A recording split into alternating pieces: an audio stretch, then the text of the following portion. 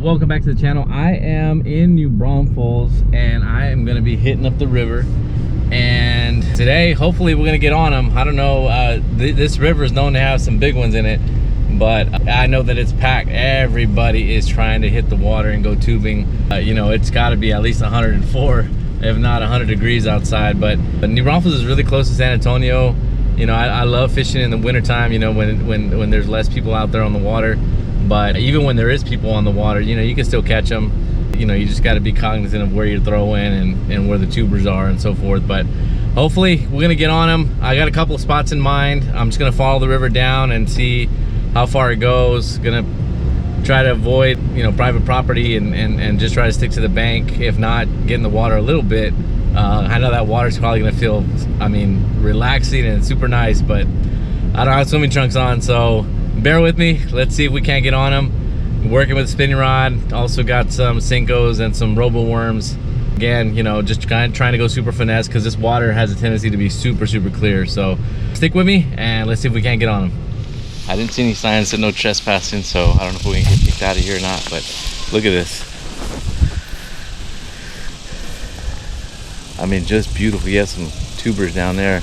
I brought the kayak with me, but I think I'm just gonna try my luck, see how I do from the bank, because in some places you can actually cast all the way across it. So stick with me, let's see if we can't get on. Amazing. It is super hot outside, and if it gets any hotter I might have to just strip down and jump in myself. So but I know that's something you don't want to see, so I'm gonna try out these robo worms. I do see some bass swimming around, so let's get to it. All right, so these robo worms, I like this color because it does kind of imitate the real thing. They're smaller, they're more of a finesse worm. You know, Cinco's gonna be a lot bigger and a lot heavier, so you're gonna be able to throw the Cinco a lot farther than you will be able to throw this. But I'm going with a 2/0 hook here, and really I'm just gonna rig it the way I normally rig every plastic, you know, just Texas rig style. Like I said, this is a 2/0 hook, so it's a lot smaller. You don't really need a 4/0 or anything like that, because it does, if you had a 4/0 hook, it'd probably be out here and it would only leave you with this little tail here that's going to be swimming around. So you don't want to limit the action on the worm, but you can use it with a little pinch weight too to help it sink faster or allow you to cast it more better, but this will work just fine. I'm doing, oh, I see a couple of them looking at it. I'm not casting very far. I'm not going all the way across. I'm just right here up against the bank. Any little bass that I see, or big one, if I see a big one. Oh, that might bite too.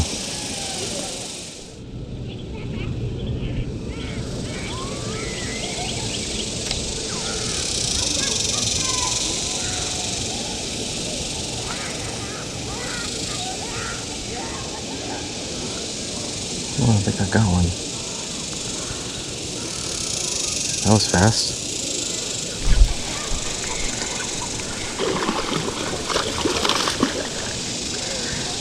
A little guy. Oh, he's not too bad. Right on the top of the lip. All right, buddy.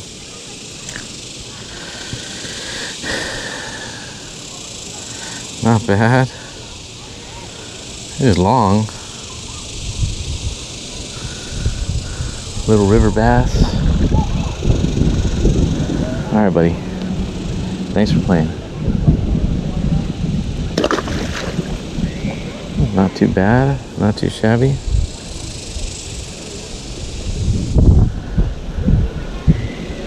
Yeah, this robo worm presentation is a lot smaller. It's harder to cast, but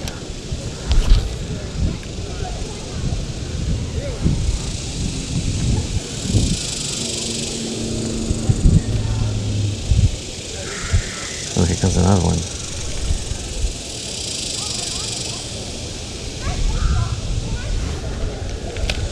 Man, they're just all stacked right here. Let's see, where's he going? Another one. Man. Oh man. He's bleeding a lot, but I think he'll be all right. Let's see here. All right. Nice size little bass right here. Let's throw him back. Oy. Didn't mean to do that. Kind of bounced off the concrete a little bit. Sorry, buddy.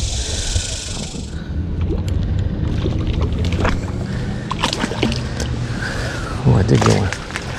I got one. Had to switch spots because it was getting hot not being in the shade. Come on, right inside the mouth.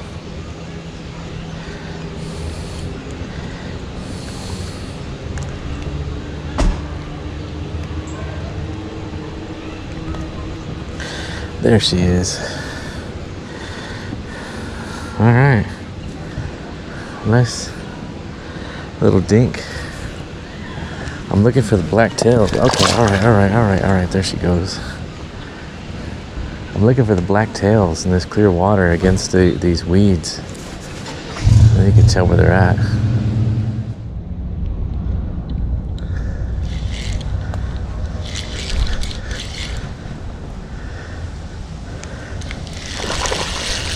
I got one.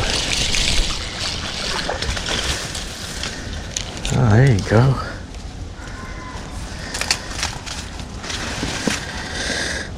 I'm back here in the weeds. There you go. Not bad.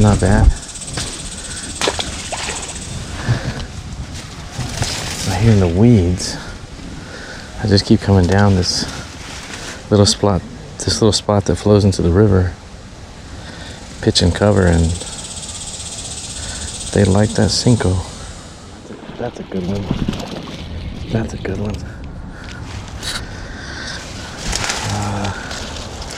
I'm hung up on something.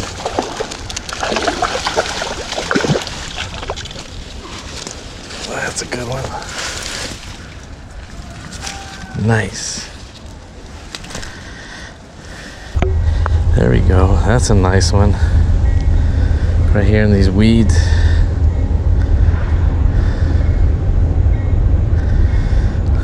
Not bad. All right, let's throw him back. He's heavy. They're loving that Cinco though. There he goes. Back to the corner. All right, guys, that's gonna do it for this episode.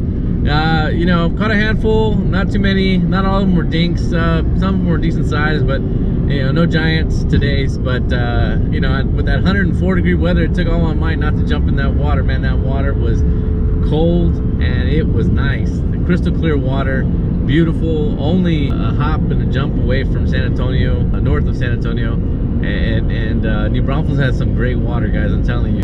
You know, I've been fishing there for years, and every single time it doesn't disappoint. You know, today I was throwing the Cinco through the robo worm a little bit, and man, they were just attacking it. There was some that I ran across that were real finicky, didn't want to bite. They would swim up and they would look at the bait, and then they would swim away. And you know, I know that it's a very pressured spot. That river gets a ton of pressure, and you know what? One thing that I did see that was probably really irritating the bass and I don't want to say destroying the habitat, but it really couldn't be good for it, is there was a lot of tubers, a lot of people enjoying the river, you know, because it's triple digits today, but you would just see like this cloud of and I can only imagine, I can only guess it's sunblock. You know, people wearing sunblock in the water, in the river, and you would just see a cloud of it, you know, coming down and murking up the water a little bit. So, you know, and the fish would stay clear of it. So, you know, I know it's got to be irritating for the bass, and, you know, and it's something I had to work around, something I had to work with, because, you know, where I was fishing, there was tubers and people camping out to the left of me and to the right of me. So that may have caused them to not want to bite. But all in all, like I said, I still got on them. I caught like, I don't know, 5 or 6. You know, I moved a couple spots here and there, and I went to some real clear water, and that's where I ran into some of them that were real finicky. They would come up, swim out, it looked like they're gonna attack it, and they would just completely stop. And, you know, I don't know if they saw the hook, maybe they saw me, but they didn't want to bite.